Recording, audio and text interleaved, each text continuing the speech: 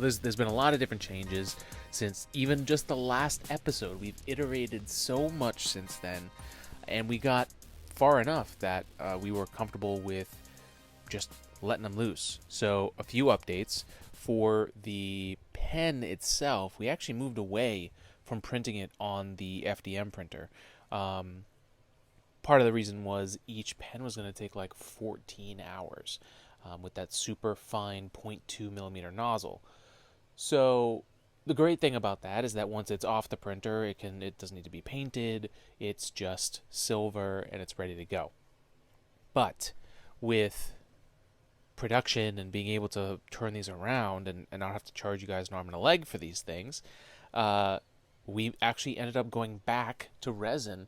And just to give you a comparison, the FDM printer with the filament would have taken 14, and we could print 10 of these pens at a time, and it would take 7 hours to print. So a huge difference.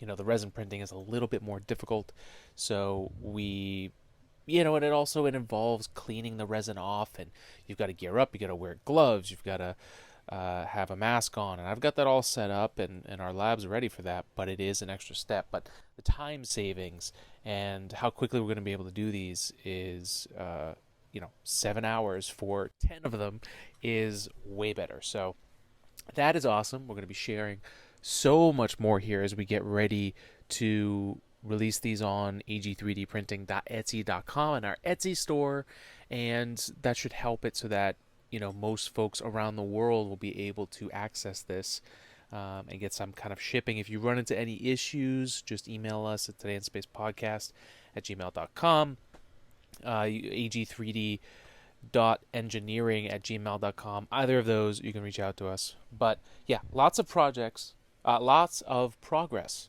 with the Starship pen, and we're really looking forward to launch.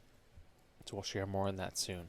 If you guys have any questions about it, if you'd like to learn more about how we're doing this, or kind of the design process, we are going to do a video on our YouTube page for AG3D that's going to be a little bit more around the process of like bringing an idea into reality, from like a concept to design to manufacturing and then making it into a product. So yeah, lots of cool stuff. If you have any questions about that, if you're looking to do a project yourself, reach out to us. That's what we do here in this lab. AG3D, hit us up, whether for whatever it is that you're looking to do. Free quotes, and we're happy to chat with you and see if there's a project we can work on together.